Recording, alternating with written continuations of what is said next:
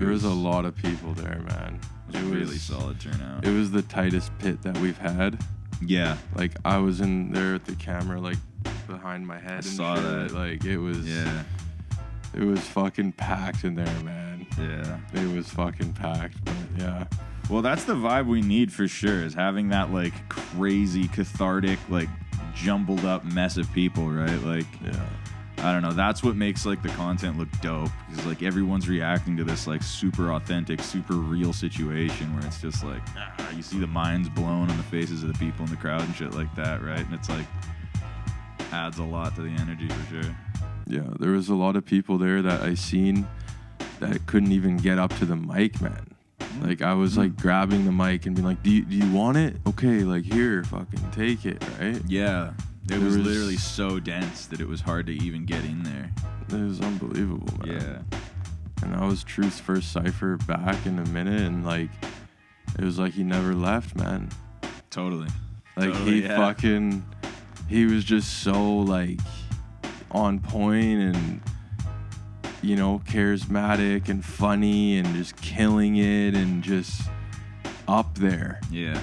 Like, I was just like, wow, like, what the fuck, man? Like, it was like he never left, bro.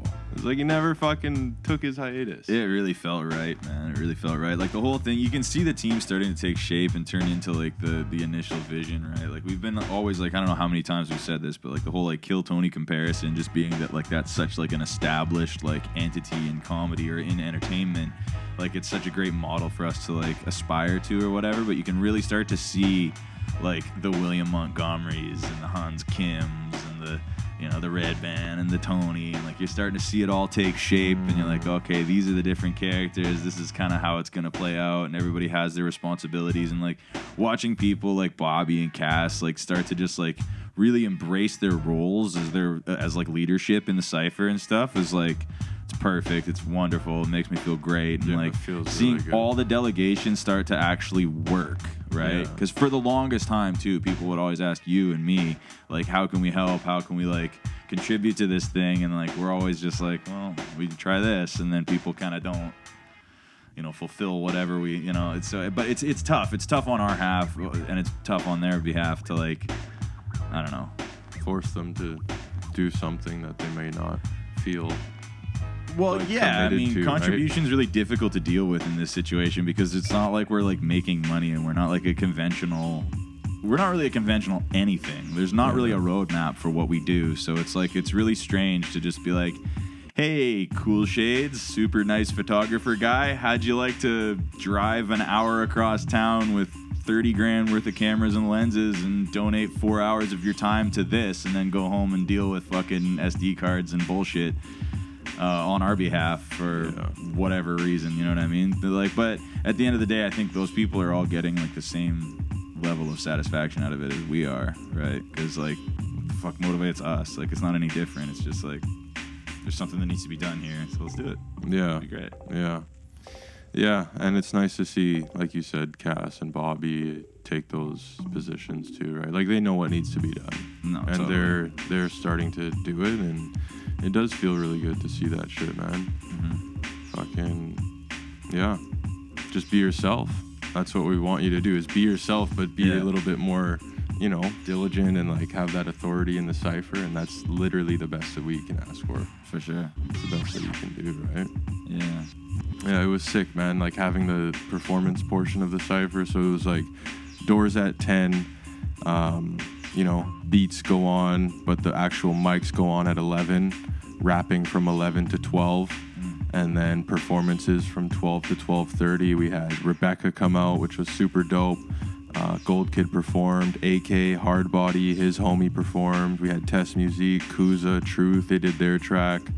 And yeah, dude, it was fucking high energy the whole time. It was all in efforts, more or less, to make the city look dope in front of the OGs from New York, right? And, like, yeah, for anyone that doesn't know, we, like, collaborated with Danny Castro for the first time ever, and that was fucking wild. Like, he's the legendary co-founder of the Lyricist Lounge in New York, and they were basically, I mean, I don't want to sound too lofty, like, with the stuff that we say, but they were the icon of the 90s in New York. Oh, yeah. And they did the realest shit out of everybody. and they made a platform for people when like nobody else was putting on underground hip hop artists. Like even like at the time, like an unknown, unheard of Mobb Deep and like De La and Mos Def and all these, the list goes on and on and on. All these like legendary artists that came through there, and they performed at shows that honestly probably resembled very much the old MOTN showcases. Yeah, like 25 people. Yeah, and then they'd get like a legendary host. So we're talking like Notorious B.I.G. or Diddy before all the massage oil and like. Yeah, he was there. Yeah, everybody was there. Every single legend in New York hip hop, more or less, at one point in one form or another, came through there. And then I mean, even Eminem and shit too, right? Like, he was on one of the tours, and then I mean, they made multiple albums. They made 2 different albums, Lyricist Lounge Volume 1 and Volume 2, that they're put together in a very cool way. I think they wanted to capture the vibe of like a cypher style showcase style event and bring that to an album and have the like polished studio style recording with that, and like they did a great job. They had like De La Soul hosting the volume 1, right? So like at the beginning and end of every track, it's always like, yo, what's up, and they're just kind of playing around with people. It's sort of a skit, sort of not. Like you can tell they're just kind of takes you on a journey. Yeah, and it ties it all together, and it makes this really nice, really cohesive piece of art that's withstood the test of time. Because I mean, if anyone's out there, like Lyricist Lounge Volume 1's like one of those banging things. I don't know Volume 2 very well, and I'm looking forward to taking a deep dive on that one. But I know Volume 1 like the back of my hand, and it's like go check out Lyricist Lounge Volume 1. Hit play and just sit back and listen to that shit. It's number dope. 8, The Cypher. Yeah, so check good. out that song, The Cypher. Yeah. And number 14, Live from DJ Stretch Armstrong. Oh, yeah. That's like my favorite one. I just got that shit on repeat. It's like 10 minutes. The first 5 minutes is like a live cypher kind of sound, and then the second 5 minutes is like, it's just like the most banging beat ever. Like Black Thought, Furrow Monch. Fuck, it's so good. Black Thought's first verse like is literally perfect. Like it's just the best vibe, best beat, like such a good mix, and like fuck, that's dope shit. But anyways, through some friends of friends, we ended up working with Danny Castro for this cypher, which was pretty fucking dope. And he's a super chill guy, and he brought the heat for sure. He brought a lot of attention to the cypher. I think a lot of people saw that his name was attached to it and go like, okay, this is dope. We'll definitely make sure we come out. So I think that all the kind of like peripheral icon fans that like come out now and then, like they all made sure that they came out for this one, right? Which I think goes to show, like, if there's one thing we can learn from Danny and from his past with the Lyricist Lounge, I think one of the most successful tactics that they use for all their shows is having like a big ticket host or like some kind of name that they can put on that flyer that'll draw a bunch of people in, right? So even if you have to part with the whole door or whatever, like it's worth it to be able to bring the heads in, right? So makes us think like, who should we get for the next one, right? Like imagine if we had a big name that we could put on as a host of the cypher and then do another feature, next month, right? So I guess we're kind of thinking about that right now. There's a couple of names on the list right now. I don't want to drop them yet, but I think you know who I'm talking about. Yeah. It's like, for sure. We could probably make some crazy shit happen and bring somebody in that you think is from California that might not be living in California anymore, that might be a really dope ass host / feature performer, right? Yeah, 100%. Yeah, so that'd be pretty dope. I think we could potentially pull that off for the next one, if not the one after, but that'd be crazy, man. But I mean, that's the ticket. That's what we got to do. And like, I mean, fuck, imagine how fruitful a collaboration in that way with a guy like Mercules would be, right? Like how much of an effect Mercules could have on our organization if he was to come in, host an event, spit a verse, be dope, get that dope ass content of him crushing it in a local legendary spot, with a bunch of rabid fans surrounding him, grabbing at him, trying to fucking get in the shot and be a part of it, right? Like that would be a pretty wild experience, and I think it would benefit his career, and it would like 100%. it would also it would give us the propulsion that we need to really get to that next level, that upper echelon, and like have that respect of like literally everyone in the city. Because I mean, we're pretty much there now. Like I don't think there's really any hip hop fans in Vancouver that are like that don't know who we are and like what we're doing. You know what I mean? I think everybody that matters, everybody that knows what's up, knows who we are, knows what we're doing, and they like it. Mm-hmm. You know what I mean? Mm-hmm. So it's gone a long way. Just even like interacting with people like Jay Swing and Flip Out and stuff like that, which if you haven't noticed, there's all these 45s sitting right here, and you should damn well own every single one of those if you like hip-hop in Vancouver. So go to Beatstreet Records and ask them, where do you keep all that dope-ass FlipnJay shit? And Avi will tell you, and go buy every single one of those. Right now, I can't stop listening to Red Life. Mm-hmm. Yiggity Yaw is dope, but also Who's Talking Weight on the B-side. That's the one I got. It's just over and over and over again. Every time I got the 45s out, I play that. And also, the Dilated Peoples collab with Swollen Members. What's the song called again? Counterparts. Yeah, I've been bumping that a whole bunch lately too, because they have like a bunch of very blatant shout outs to Vancouver. So if you throw this into a vinyl set and you're in this city, like everybody's like, who is this? Like, who's they're talking about BC and Vancouver and like the rainforest and shit. Like, what's up? Like, and yeah, that's just like a forgotten song. If you've never heard Counterparts by Swollen Members, what a fucking banger. Yeah, even if you don't DJ, just go buy them just to have them. It's cool shit to have, man. It's really cool shit to have. And I mean, how long is this going to exist for? I think there's only 300 of each of these in the world. So, yeah, you know, you get to own one of them, and that's pretty dope. And yeah, I really like it. I think it's dope, and I love what they're doing. They're helping to kind of preserve that culture and preserve that side of things.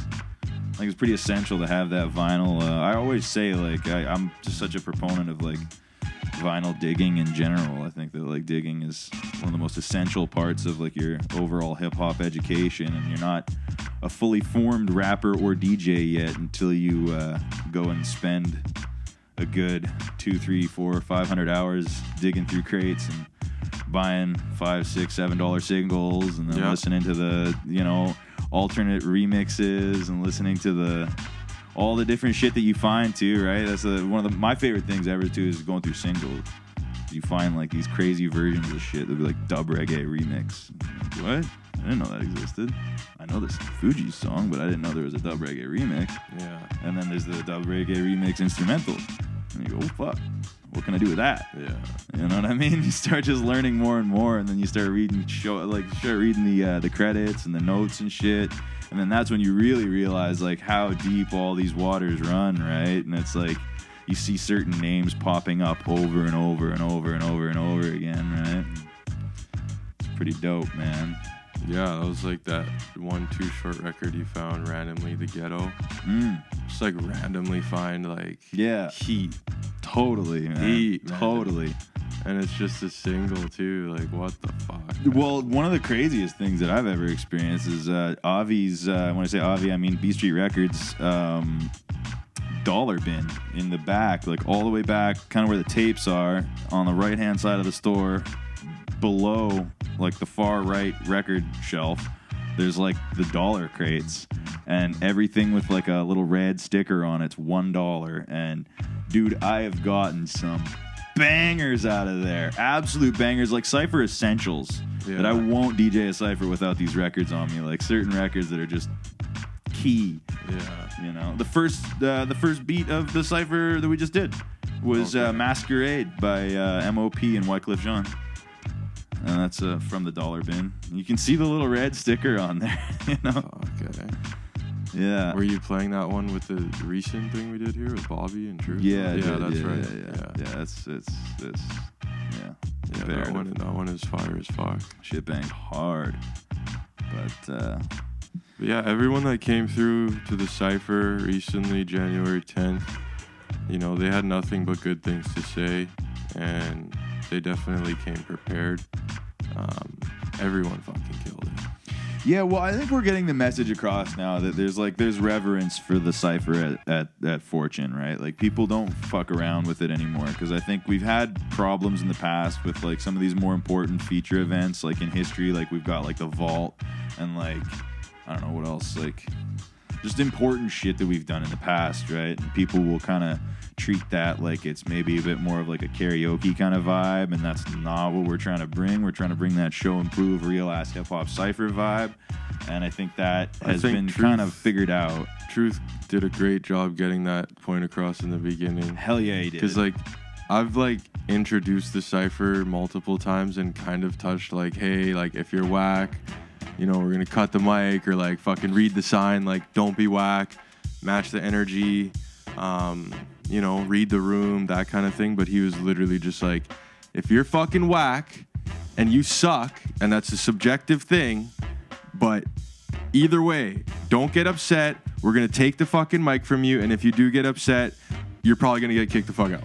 Well, it's true, right? Just like, fuck, man. One of the like, other things he said in that statement, too, though, is that, like, he's like, it's a subjective thing, but I'm going to be looking around the room, and I'm going to be looking at people's faces, and if they all start making that face, like, yeah, then you're done. Yeah. You know what I mean? Because we just can't have that. This is not the back of a Chinese food restaurant. With all due respect to Christian and Holy Chow, like, this is not the back of a Chinese food restaurant. This is not like some little cypher hip hop night thing anymore. This is not some little hip hop open mic.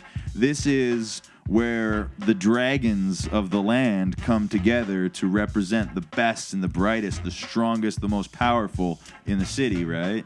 This is not the place for you to come and learn, right? But that, again, as I said at the last spot, like, we're bringing back the Tuesdays. We're going to bring back the Tuesdays for that exact reason, because, like, what we've created with the cypher has turned into something that's so like upper echelon, and it's more like performative, and it's pretty high pressure, right? Like you know, you got a microphone in front of you, 200 people, and now that's like a big opportunity. Like, it's not something to just be thrown around like this is no big deal. To put a microphone in a rapper's hands in front of 200 people at the most prestigious rap club in like Western Canada. Yeah. Like, I don't think there's a more prestigious hip-hop club in all of Western Canada. Maybe all of Canada. Probably a couple spots in Toronto. And other than that, like, it's Fortune. That's, like, the rap club in our entire country. And, like, it's not time to practice. Not time to practice. Not time to suck. Not time to learn. Yeah. You know, this is time to show and prove. And that's exactly what it is. So... And, like, even that one dude who's, like, known as, like, a legendary Vancouver rapper, and he came in at the very end, and he was drunk as shit, and he was freestyling. Okay, I'm going to freestyle now. Blah, blah, blah, blah, blah. That was the only time in the night. I don't know if you noticed, but I pulled out the killer whale sound, right? And I was like, yeah, we need a killer in the room right now. Get this fucking guy off the microphone. And he's well known as like a legend in Vancouver hip hop or whatever. And every time he comes through the cypher, he just sucks shit. He's so bad. Yeah, that was... He's always drunk out of his mind, though. That's what it is. I think he's drunk on drugs. So Yeah. that's the problem there. But Yeah, that was fucking horrible. that was whack as fuck. And that guy shouldn't come around anymore. But Yeah, or he the should go get weekly sober and is not suck. fucking where you practice, and the monthly is where you prove that you're dope. Yeah, and I don't even fucking- care if you want to come to the weeklies and fucking treat it like karaoke night. By all means, you know, like Yeah. just come and bring us that vibe too. Like whatever you think is dope is what's dope at the weeklies, because that's the low stress, low pressure environment where everybody and everything is welcome and everybody can do whatever the fuck they want. You know what I mean? We're not recording this. We just got some mics on the table. We got some dope ass DJs. We got some dope ass beats. Got some good weed, some chill spot, good place to hang out. You know. And just come chill and do the thing, right? And be a part of the environment for sure. And like everybody's gonna fit in one way or another in that spot. But that's what we plan to use from now on to like kind of curate a kick-ass lineup for these Friday night events that are gonna be very. I mean, again, like we'll still have the open cipher at all these spots, but the open cipher will be recorded, and it will be the kind of open cipher where it's illegal to suck. Whereas the open cipher at the Tuesdays, it's not illegal to suck, and no matter what you do, you're going to be met with applause, and support, and, you know. That's where Priscilla can come. Yeah, well, we'll have to talk about that, but... She'll be there anyways. What else was I going to say? So, cannabis culture. Cannabis culture. That's right. That's where the weeklies are. That's where the weekly's going to be. Yeah, we love them. We love the whole crew there. It's been a long time coming, I think, since back in the old days. Yeah, Man. it's been a long time coming, man.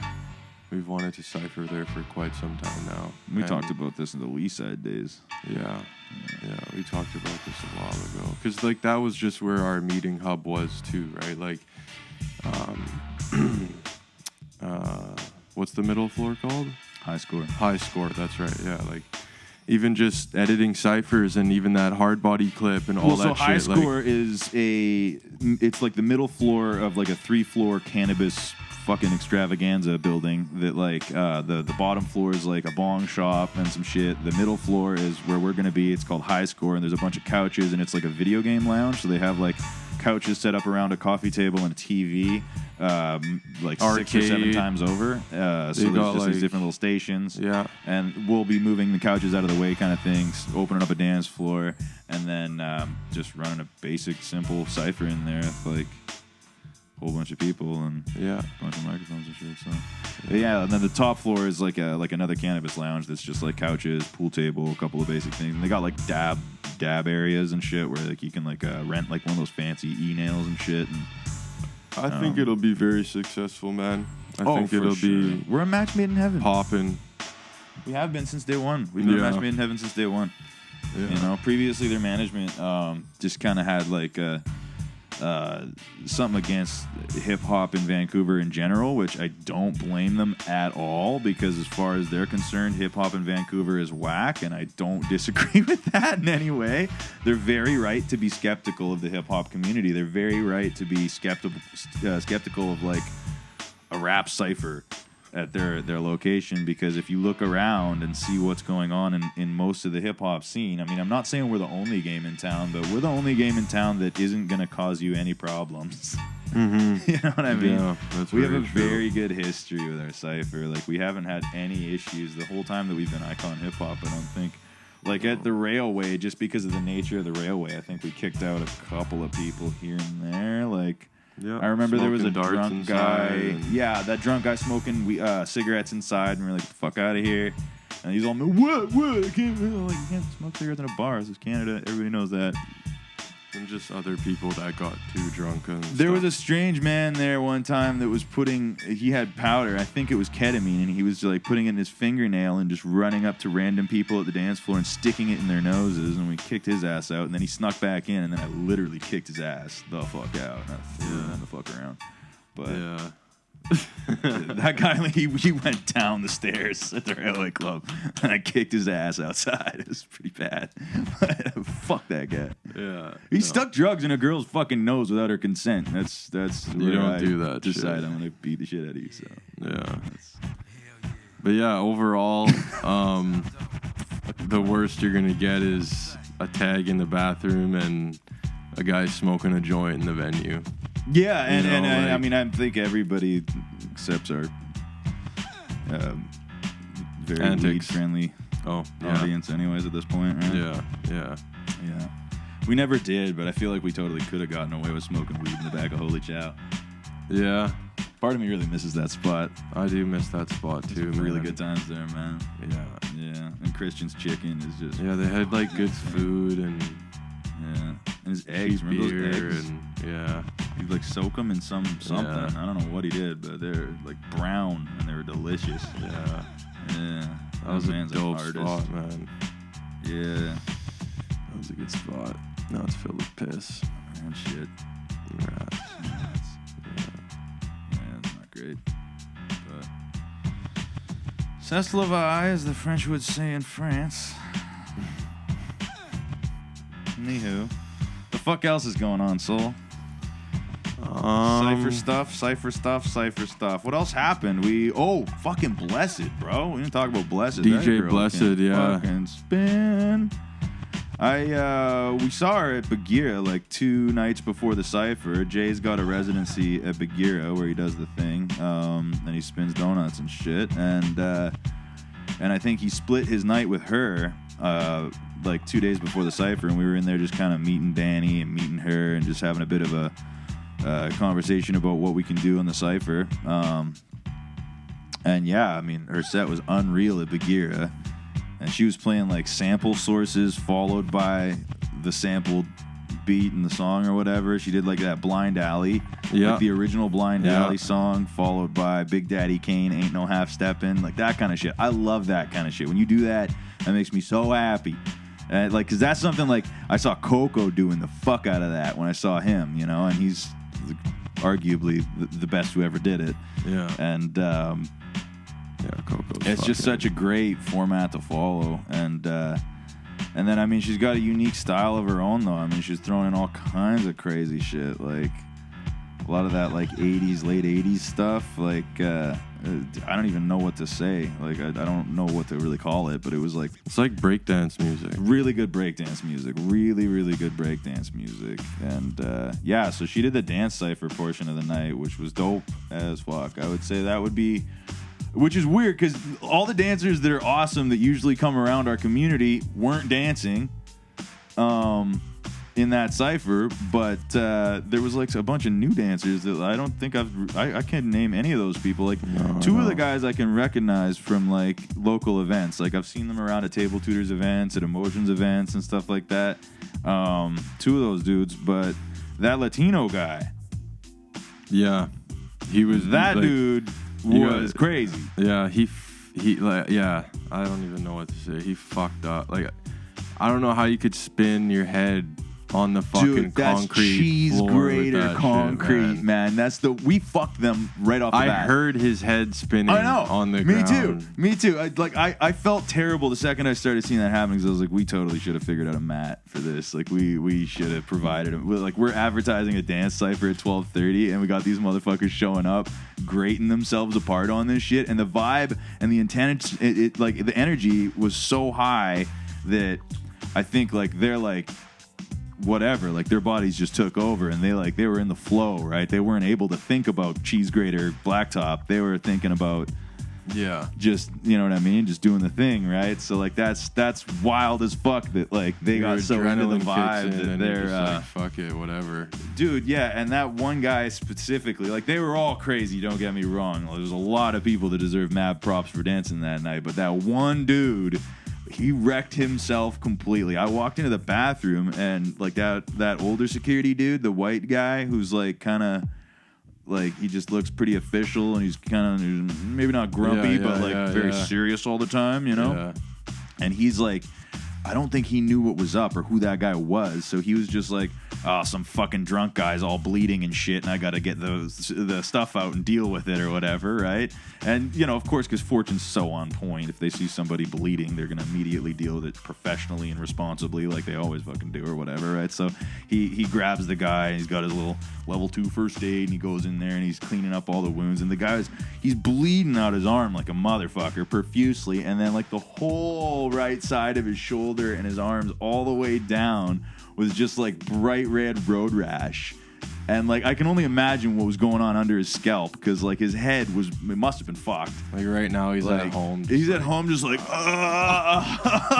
like yeah, just beat the shit. I think he messaged the Icon account like right after. It was like, hey man, like can I see that footage of me dancing? Good. We gotta do something special for that guy. We'll make a reel specifically of him kicking ass and then share it with him as a collab post or something. It's like I'm dying at home right now. Like, did you film that? Bro, that's like that's the Bobbie Blades, the Trewth the Rapper, the fucking the Hardbody Dreams. That was the Ekke, that's the guy, man. That's the killer of the dancers, man. Like that motherfucker nuts. Yeah, I don't know who that was, but he crushed it. I've never seen him before. But like if you notice, like every dancer that was there was like that one Asian dude in the like fedora or the bucket or whatever. Yeah, dude's dope. He's like a popping dancer only. Like he specifically does like popping and shit like that. And he was breaking.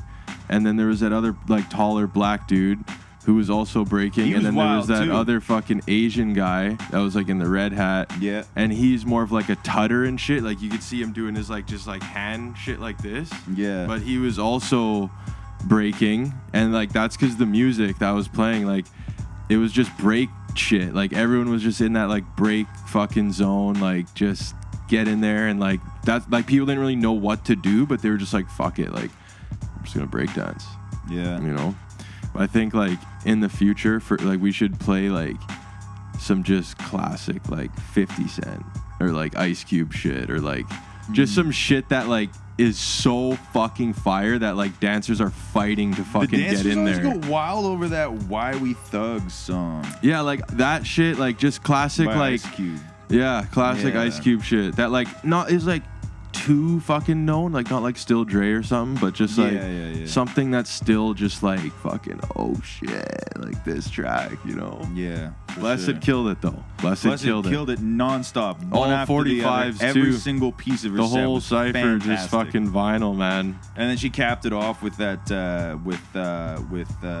fucking Superstar Part 0 by Chaos, which is like a Vancouver deep cut that like I think that's the dopest thing Chaos has ever done in his career. I think that's the dopest song. It's so intense, and I love the music video for it too. If you haven't seen that, check that shit out because there's a ton of dope breakers in it, a bunch of dope dancing in it, and he starts off with like the first like 50 seconds of the music video is just all text on the screen, and it's just like this little like manifesto of like the current state of hip hop and how he feels about it and how it's like. Yeah, I remember you showed me that. Yeah, it's really dope, man. It's a statement and a half, and I really appreciate that piece that he did, man. I like that video, that song, and it's gone forever. Like, all over the world, people have been bumping that shit, you know, for breakdancers and for ciphers and shit. So it's pretty legendary song. Yeah, and she was playing like some maestro shit too. Hell yeah, all sorts of that dope ass old school Canadian shit. And how dope is it to be a 45 DJ and to be able to show up with a case like she did? It's like this big. Yeah. She's got probably more selection than I had with my 2 gigantic crates of 12 inches. And she's got this tight, tiny little, you know? Yeah. And just... Yeah. But like I love seeing that vibe. I love watching like a vinyl DJ get into their zone and they're just like, because they can see their collection better than anyone else can. They know where every sleeve is. They know what every sleeve looks like. They know what is on every record. They know where on, you know, they could like just read it, right? They can read it like a Serato DJ can read Serato. You know what I mean? Like it's that the waveforms like in your eyes and in your head and like. I love watching it. You know, they know really exactly dope. When the song's almost over, so they're switching over. Yeah. They turn around, get their shit. We're seeing that last minute changeover there where you're just like, okay, I got this one on the wheel, and then I'm going to throw this one on. Yeah. Wait, not that one. Fuck, this one. Yeah. Like, that last minute switch over, like right there, and you only got like 2 seconds left, and then you finally land it, and you're still like, crush it. Yeah. Fucking nailed it. Yeah. Yeah. Yeah, it's dope, man. It's really exciting. It's really exciting to DJ vinyl, man. It's really exciting to DJ vinyl. I never intended to be a vinyl DJ myself, but it just kind of happened, I guess. Luck of the draw. I never had a Serato ready mixer, and then I had all these ciphers to DJ, and I had some hip hop records, and I, you know, started adding to the collection from Avi's Dollar Band. Yeah, and then Beatstreet exists. And, yeah, and it's like, well, do I spend $800 on a Serato ready mixer, or do I spend that $800 on singles and dope ass vinyl and just do it that way, and then keep using my old piece of shit DMX 1001 from Newmark from fucking probably 1996, you know? And that's what I did for fucking ever until like the last like 6 months ago or less. I bought that that one there, the Newmark Scratch, and that's my first ever Serato ready mixer. So I'm officially doing both now. Serato DJ. I like it though. I mean, it's great. Yeah. I've never not liked Serato. I was like, I'm not like one of those vinyl DJs. You gotta do it this way. Like it's never. Serato's been around for a long time though, dude. Very long time, yeah. And it's been through all sorts of ups and downs, and it's been crazy. It's it used to be a very complicated situation where you needed the control vinyls, and then like, there was an external module that you had to run everything through, and then back into your mixer, and then into the computer. And your laptop, yeah. It was a whole ass thing, and it took for fucking ever to get it running, and you needed all sorts of drivers and bullshit. And it was complicated, and nowadays it's so simple. You just get basically any computer on the planet Earth, download Serato, and plug in a mixer, and you're good to go. It says, would you like to use this mixer? And you click yes, and off you fucking go. That's crazy. Do. So, yeah. yeah, that's pretty dope. But Yeah, what else happened at that cypher that was out of the ordinary? Everybody came through and fucking killed it. All the performances were dope. Unfortunately, we had Checkmate and Mocha on the list as they were going to do like the main feature spot because they got that new song out with K-Rec, which you should go listen to after you're done listening to this podcast. But go check out that song K-Rec and Mocha and Checkmate. It's really good. It's really like a laid back, dope tune, man. I really like it. I think it's one of the dopest songs that's come out of Vancouver in a while. It is really dope. Yeah, I got a dope little video too, but unfortunately I think Mocha was a little bit sick. He had the flu or something, so he wasn't able to make it. And then that led to Checkmate kind of also bailing. Just did say that he tried his hardest. Yeah. He tried to sub out with Concise at the last minute, and then that wasn't able to materialize. So he was like, "Fuck it, I can't." And it makes perfect sense. Like, you're not able to if you've been planning all week to do this one song or whatever, and then 3 hours before the show, it's like, "Oh fuck, let's switch songs." Like, you're probably not gonna crush it. You're probably not gonna have the right mindset to go in and crush it. Yeah. So I completely understand. Though it was unfortunate to have their names on the list there on the flyer, and then to not provide promise that the for community the fans, that they're coming. Because there was people that came up to me. They're like, "When are Checkmate Mocha going on?" I'm like, "I just got the text now." Yeah. All right, show them the text. Like, I don't know. That's all I can do. Even people after the cypher, like, did Checkmate and Mocha perform? Yeah. It's like, no, dude. Yeah. But still, mad love to those dope-ass legends, regardless of whether or not they show up to our cypher. They're still fire as fuck. I got Mocha there, and I think he's on that one, too. And Yep, there's a whole shitload of Checkmate vinyl over there. I got like 5 or 6 different singles of him over there. And I'll never stop listening to both those guys, and I'll never stop playing their music in front of people on vinyl. And if you ever come see me or book me as a DJ at your establishment and allow me to bring some wonderful people and music through your highly recommend that. Do that. I'll play a bunch of dope, deep cuts. So. Yeah, and then shout out to Miuseeq Gang as well. Holy for coming fuck, through. did they ever crush it? Yeah, that was crazy. I didn't really see because I was in the back on the wheels, but dude, they crushed it, bro. Like, I didn't know what to expect. I thought there was gonna be like a battle or something happening, but it was just like more of a freestyle circle between them.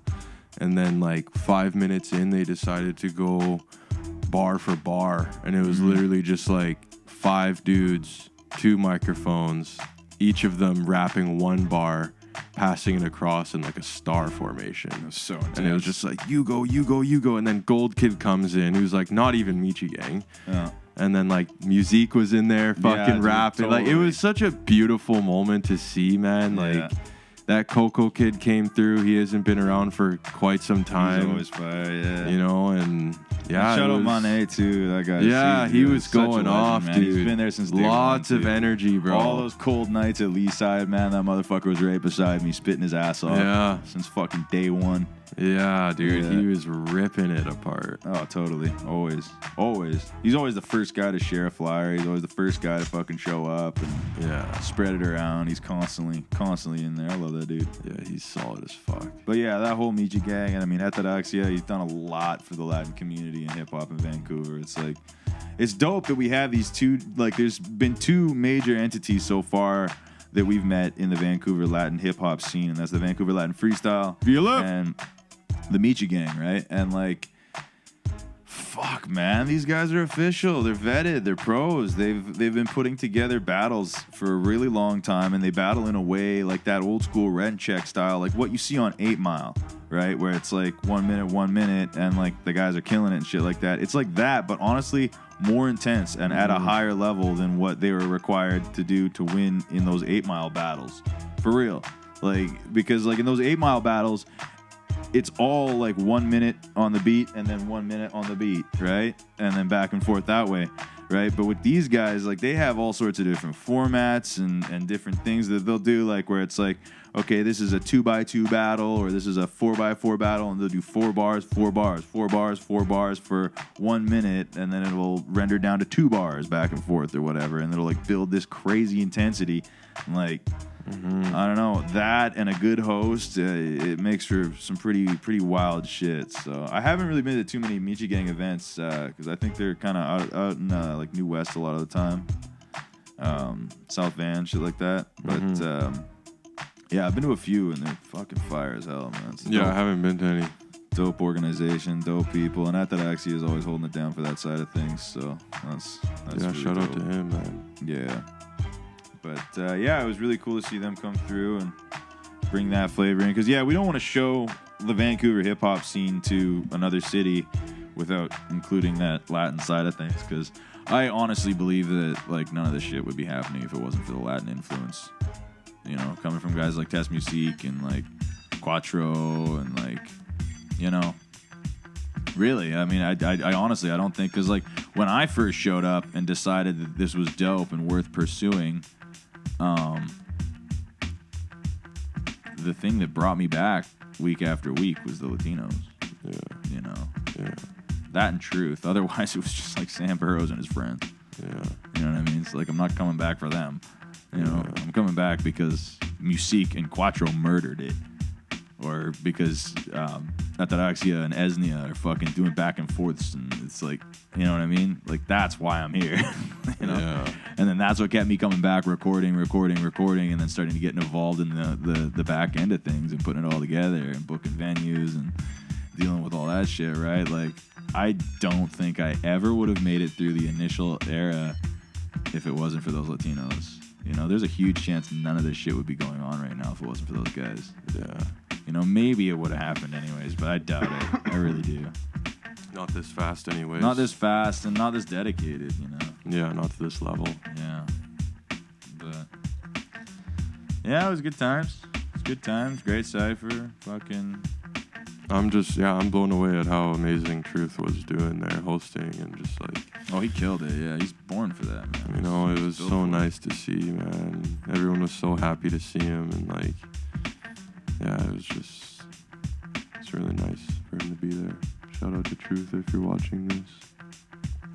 And shout out to everyone else who came through and shared a flyer and promoted it in whatever the way they did, whether you messaged your friends or messaged people you haven't talked to in a minute and got them there. There was a lot of random people in the room that I've never seen before, and For sure. I think majority of that does come from people just sharing it, and like us going out with spray glue and like posting flyers all over Granville and downtown. Whoever that was, it wasn't us doing that. But yeah, like, you know, with those guys that were doing that though, like, you know, like definitely like thank you to you guys for posting flyers out there and like really pushing that shit. I don't know who it was, but you know, took it upon yourself to do so, and that's great. It means the world to us. And then also just people from Fortune Sound Club that were up top and decided to come down because they heard, you know, someone rapping on a mic, and next thing you know, as an hour goes by and you're still in the cypher and you're like, fuck, I gotta go fucking home now. Yeah, no, it's know? crazy. I think a lot of people came down from upstairs too. Like we had like a 151 on paper is how many people showed up to that event on paper. Yeah. But then there's people that get lost in the mix for sure. There's like our crew. There's like other motherfuckers that are in there for one reason or another. And then there's all the people that come down from upstairs. So for sure, like I think at points there was 200 in that room. You know, Red Shirt Mike posted a shout out to Set the Bar Entertainment. If you fuck with battle rap in Vancouver, you damn well better be following Set the Bar Entertainment and Red Shirt Mike. So Set the Bar. But he posted a story on his Instagram, and it was just like, it was the craziest perspective. He was standing right in front of like where the office is in the downstairs room in Fortune, and like looking into the pit. And then he just did a slow pan from one side to the other, and it fucking looked insane, man. Like it was the most like grand picture that I've seen so far out of all the footage. Like the Sony that camera that we're using right now was the static from the DJ booth. That's pretty wild footage too. But I think Mike's was just like fucking crazy. It really illustrated like the grandeur of this moment. You're just like, holy shit, there's a lot of people here. Yeah. Yeah. Where the fuck is that? Yeah, and it really does give you that where the fuck is that? How can I get to that kind of vibe? Like and that's, what we're trying to do here. There's still thousands of people that need to come. Man. There's thousands of people in Vancouver that need to come to that shit that have never heard of it. And there's thousands. Honestly, I'll bet you there's another 100 rappers that are capable of extremely high level spitting that just don't have the practical experience yet, right? Yeah. And that's why we need to bring back the Tuesdays. Yeah. Because I don't want those guys that are stuck in their basement to show up because they'll embarrass themselves and they'll get discouraged from becoming a killer in the long run, right? I think that's kind of a real thing. I think a lot of people shrivel up in the break cypher, the ice. Man. People shrivel up in the cypher. It's like I sent this to the group chat today, but I was like, I feel like a lot of you dragons are scaring away some of the OGs because, like, I mean, imagine putting 10 years into a career and building this reputation for yourself and then showing up to the cypher and getting punked from the dude on the fucking news. You know what I mean? Yeah. Like, the news guy will just fucking punk your ass and just be like, oh, shit. Like, I was like, yeah, ladies and gentlemen, here's Chia. It's happened before. Chia just goes and bites a motherfucker's head off. And you're like, yeah. Sorry, I don't, I'm not in control of who's dope. Yeah. They tell these people something interesting. And that's the thing, too. Like, people like Blackout come through and, like, Bobbie, he recorded a track. Not recorded. Yeah, I guess recorded, but rehearsed a track that was, like, entirely his last verse was about Icon, about the cypher. He mentioned Ghetto Fab, he mentioned Trewth, he mentioned Kass, he mentioned, like, all the killers in this one verse and, like, premeditated this verse and, like, recorded it and, like, practiced it and, like, he crushed it. And that's the thing, like, like Ghetto's saying is, like, if you've been working at a career for however many years, a decade, 5 years, whatever the case may be, and you come into the cypher with something that you've recorded, practiced, and written, and someone else just bodies you, like, it's a very humbling moment that I think should happen, but no one really wants that moment to happen. And the reason why I mentioned Blackout is just because he's one of my favorites that's been coming through recently.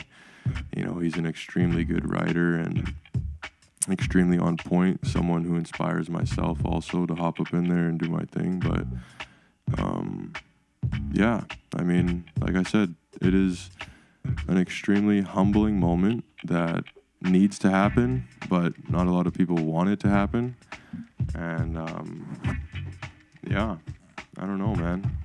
They'll come out eventually, Ooh.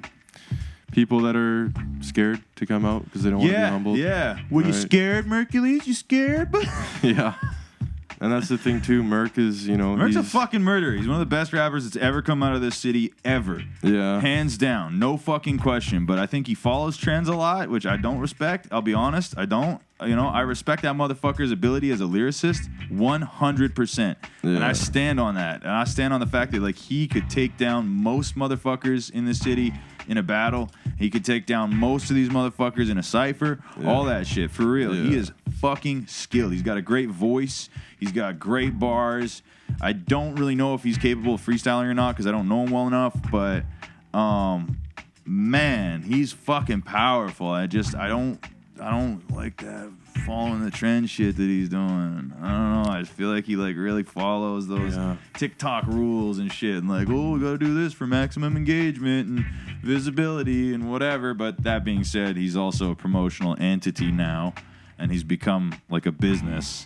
Mercules is a brand, and Mercules is a successful brand that, is partnered and paired with other things as legendary as Death Row and all that. So it's like, it's fucking, it is what it is. Slippery slope. You got to sell those jackets and shit, and you got to sell all that stuff, but it's like, I don't know, just like imagine what impact that guy could have on our cypher. Imagine how big of a deal that could be if he came through. He would put eyes on us from all over North America. Which is super important. It's incredibly important because just what we've been building for so fucking long, we've been building our asses off. We've been working our asses off to build this crazy platform that is capable of launching new artists, not unlike Kill Tony, like we all know, you know. And I mean, I feel like he could really put us in that position where we were capable of launching new artists and launching new careers and building up DJs and building up rappers and shit like that, right? And it's like, that's all it would take. That's all it would take is like, honestly, that's all it would take. I think we're just about there, and we'll get there regardless. With or without him, we'll get there. But like, man, that would sure be dope if we could have a Vancouver OG legend like him come through the cypher and just fucking just destroy a verse. Yeah. Make a big pop, make the whole room jump up and down, get some dope ass footage, you know, and do your thing. I swear to God, that video would go viral as viral fucking gets. Mm-hmm. You know, it would be millions. It wouldn't be hundreds of thousands. It would be millions. You know, people want to see a dope, legendary rapper in that situation, right? Yeah, and that's the thing. Like, I'm not Mercules, and like, you know, I don't know behind the scenes of what he has to deal with and all those kinds of things. But like, I feel like if I was Merc, you know, and I lived in Vancouver and I seen this thing happening in Vancouver where I'm from and like where I came up in, and like I would fucking make it a priority of mine to fucking be there and to help out in whatever way I could. Like 100%, dude. Yeah. Like, I don't know what goes on behind the scenes. Maybe there's contracts, maybe there's something, but like overall, like if I came from a city that had somewhat of an underground hip-hop scene, I made it out, made it big, toured and shit like that, and had money, I would totally make it a priority to come back on that. I agree, but I also understand like the level of apprehension there too, because it's like, I mean, how many entities have like come and gone in the history of Mercury's career, right? In Vancouver, how many, like, you know, there's like the Clockwork movement came and left, and all these different, like, so many different movements have come and gone in the guy's time that it's like, who are these people? How down for the culture really are they? And why should I give a shit? You know what I mean? And it's understandable that people don't give a shit, and it's understandable that people don't understand how dedicated we are to the culture, right? Because it takes a long time to kind of build that trust with entities like Icon Hip Hop, right? Like we're just some fucking Instagram account until you've been to an event and met the people and smelt the air and, you know, and chilled with them outside of the event too. Smoke a doobie with Josie and fucking, you know what I mean? Like once you've actually experienced the community that we've built and the strength and the power of the cypher that we run, the way that we run it, you know what I mean? Then I think it's different. But like, yeah, I mean, like even like Danny doesn't want to put, like, right off the bat, like Danny's like, okay, yeah, well, we'll collaborate, but just so you know, you can only bill me as Danny Castro of the Lyricist Lounge, because we can't just collaborate with the official Lyricist Lounge, because it's like, who the fuck are you guys? Like, even Danny, like, he knows kind of who we are through Jay and shit like that, but it's also like, at the end of the day, like, who the fuck are these guys? Like, they could be whack as fuck. Like, they could show up and they could see some terrible event with 2 tops and a sub and some shitty fucking DJs and some shitty rappers, you know, lip syncing over fucking auto-tune crap, and be like, well, this is terrible, and I can't believe I put my fucking name on that. So I completely understand, like, all of these like legendary artists having that apprehension, because it takes time, and you do have to prove yourself, and you do have to pay your dues. And I mean, we're only 3 years in, right? Danny's legacy was what, 30? Like, you know what I mean? So it's like, like, we're babies, we're little babies. Like, Mercury's legacy has been what, 12 years, 15 years? Like, it's not nothing. It's not fucking something to be fucked with or played with or taken lightly. It's like a very important enterprise. And like I say, like, the guy is a, you know, he's a brand. Mercules is a very well-respected brand in Vancouver and abroad. And I would never fuck with that without knowing full well exactly what I'm getting into. Mm-hmm. And I don't think he has the time or give a fuck to you know, look into that kind of stuff. So maybe it's up to us to put it more in front of a guy like him, you know, and bring these sentiments forward to his people and stuff like that. Because I know he's got a big team, and I don't know. I feel like it's going to happen soon. I feel like there's been a long time that we've all kind of just been like, Merc's going to come through one day. And even I remember it was with you. We were out bombing or something, and we saw the guy. And you're just like, yo, Merc in the cut. I was like, oh, look at that. Just right across from Megabyte downtown on Granville. There's Merc and fucking half a dozen dudes walking down the street. And I got a stomp down hat on. And I'm like, yo, what's up? And he's like, yeah, look at your hat. And then you were like, hey, have you heard about these ciphers going on at Plaza Skate Park? And he's like, yeah, a little bit. I just looked at him and I was just like, okay, I'll see you soon, man. Like, I'll see you soon. I know I'll see you soon. Mm-hmm. Like, I don't know if it'll be a year or 2 years or 5 years or whatever, but I'm going to end up sitting on a couch smoking a joint with this dude, and I'm going to tell him about this moment because, like, I'm not going to sit here and be like, yo, you got to see our shit. You got to look at this. Be a part of it. Follow icon, whatever. You know what I mean? Like, it's not like that. Like, I'm just like, I know where we're going. I know where this is going to go, and you can help us get there faster or you can meet us when we get there. But either way, it's all love, and, you know, we're gonna be on that couch smoking that joint. So you mark my fucking words. Like, we know where we're going. Seeing him at the Token show, too, and fucking... I just got like a quick sound bite from him. He's like, yo, what's up? It's Mercules, Icon Hip Hop. Yeah. You know? Yeah. So he knows what's up. Like, he might not even remember that. He said the words that fucking 40 times a week, I bet. Yeah. You know?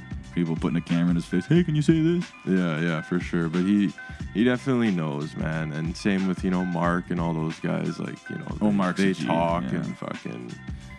He knows what's up. Mark's been great to us, too. I really appreciate that guy for what he does. Yeah. 100%, man. Yeah. Shout out to Marked Up Events. Yeah, really putting Icon on big stages. And fuck yeah, he put us on probably the biggest stage first, I'd say. I think that was the biggest thing we did. The first time that we did that snack show, we got Lefty up and we got the Roughnecks in there. Fuck, was that a good night. Oh my God. Julia and all those girls came in. They were all matching. They all had like these matching denim jackets and shit. Trewth shouts out like, yo, clear a pit. We got dancers. Fuck, that was exciting, man. Everybody crushed it so hard. Lefty was just fucking murderous, one beat after the other. Yeah. Didn't miss a beat the whole time. It was perfect. Yeah, and people were just, once again, like, what the fuck is going on? It's exciting, man. It's exciting. And it's a great representation of the city. It's a great representation of the best that we have to offer, I think, really. I do think that. Yeah. 100%, man. So, yeah. I don't know. Got any goals for the year? Get Merc at the Cypher. Explode beyond Vancouver. Yeah, a New York Cypher would be dope, or just an LA one. And we'll do an LA one for sure, but I think the New York thing's imperative. I think maybe we have once to do they New York recover, we'll go down there and. Man, that's so fucking devastating. I can't believe that shit. It's scary as hell. It's unbelievable, man. Unreal. Like, it's spreading fast. It's still spreading, and they're worried about another flare-up of the Santa Ana soon here, and, like, I don't know, man. Just seeing the footage of these embers flying down main streets and shit, and then just, like, seeing drone footages of entire neighborhoods that we were just in. We were just in that car. We were just driving around those exact places, like the Hollywood Hills and shit. Yeah. We were right there. We were right fucking there, taking a piss and smoking a joint and looking at the fucking... I think that Trump golf course is gone. Dude. Like, fucking all that shit's gone. Yeah. Like, it's fucking, like, that Safeway we went to and shit or whatever, like, gone. Like, all that shit's just gone. So that's that neighborhood there? Yeah. That's Palisade? Yeah, well, we were in, like, Malibu area, which is, like, right next to that, but still, they're affected from it. Like, all the Palisades are gone, and it's spreading now, like, into the valley, and, like, like, you can see it from Long Beach. Like, people are, like, no matter where you are in LA, you can see it. Yeah. Like, that's how much it's fucking spread, right? So, it's fucking crazy, man. That's insane. I mean, I don't even know what to say. Like, I got nothing to offer, man. It's just like... Come throw a cypher.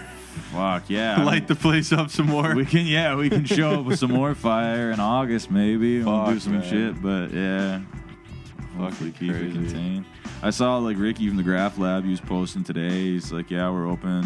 We can come through, do some painting, so can't be too bad, you know, if yeah, that's pretty bad. I don't think anybody that we know has been affected, because I think that those neighborhoods are all kind of covered, but I think definitely people that we know have friends that are pretty heavily affected, so. 100%.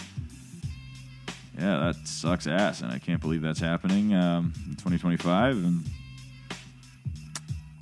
yeah, a New York Cypher would be really sick. Like, yeah, hosted by Danny again. Yeah. And get Jarv up in there. Get Jarv involved. Trying to get like Crime Petty Apple, in there. Petty up, yeah, like all those dope ass people. I think one of the things that like the Lyricist Lounge, just to jump back to that whole thing for a second, like one of the things that they prioritized, I think, I mean, I'm not going to speak for them, but like it seems like they prioritized like blending underground kind of less known artists with like substantially like established artists, right?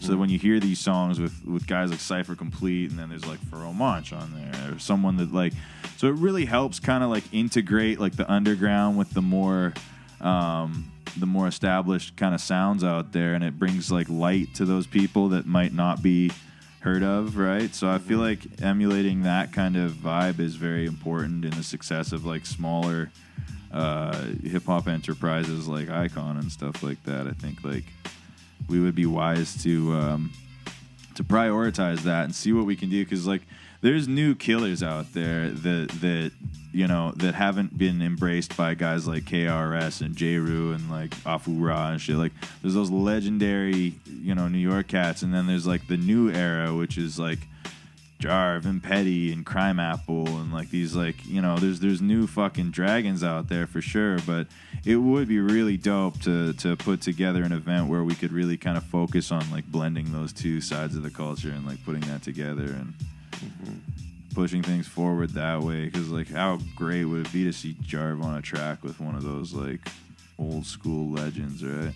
Fuck, bro.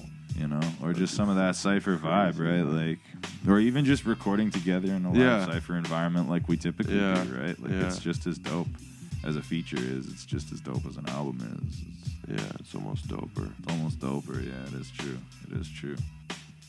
Fuck, that'd be so sick. It'd be so sick. It'll happen. It's extremely possible now, especially with our new friend Danny. Yeah, for sure. You know?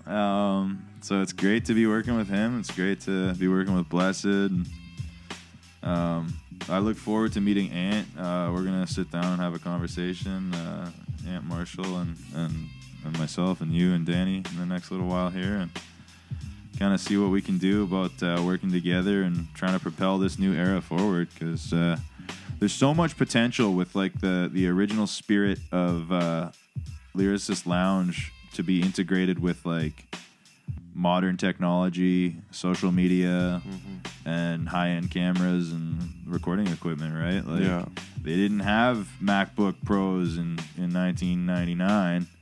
You know, well, they did probably, but I don't know if they did. But not like this, you know what I mean? Like you didn't have the ability to go spend $800 and have like an interface that could multi-track an entire Cypher session like this, right? So it's extremely accessible in 2025. Equipment is, and people is a big one. You know, people that are willing to film, come out with their shit, use their gear, and you know, whether it be take photos or give you an SD card at the end of the night, like we've got it, man. We've got it. Yeah, and we can built definitely a crew. help each other out. Like the resurface of Lyricist Lounge would ring so many bells in so many different cities, and like it'd be fucking insane, man. Well, tour it with that model of Kill Tony, where like the crowd is the entertainment, right? Yeah, and that's the whole thing. That's why I think Kill Tony is so successful, and that's why Facebook is so successful, right? Because like the user is the content, user-based content. So that's why Kill Tony is exploding, and that's why they deserve a Nobel Prize for what they've done, because they created the first substantial and significantly impactful user-based entertainment platform that's capable of launching careers. And that's exactly what we're trying to do here with Icon Hip Hop. So like, subscribe, share this shit, check out our Cypher content, look up the dope ass clips of crazy shit happening at one of the 15 different venues that we've recorded Cyphers at, and understand that you know, killing it in a Cypher over a dope ass real ass beat played on vinyl is a different fucking sport than sitting in your basement and doing 40 takes in a fucking condenser microphone, chopping them all together and saturating the shit out of it with a mile-long vocal chain. You know what I mean? That's not the same thing. You're not a rapper like Trewth is a rapper. You're not a rapper like Bobbie's a rapper. You're not a rapper like Old Kid's a rapper. You're not a rapper like Kass is a rapper. So don't fucking get it twisted. Don't think that you got a big, long dick when you got a little tiny fucking pimento. Yeah. Fuck, eh? Yeah. And on that bombshell...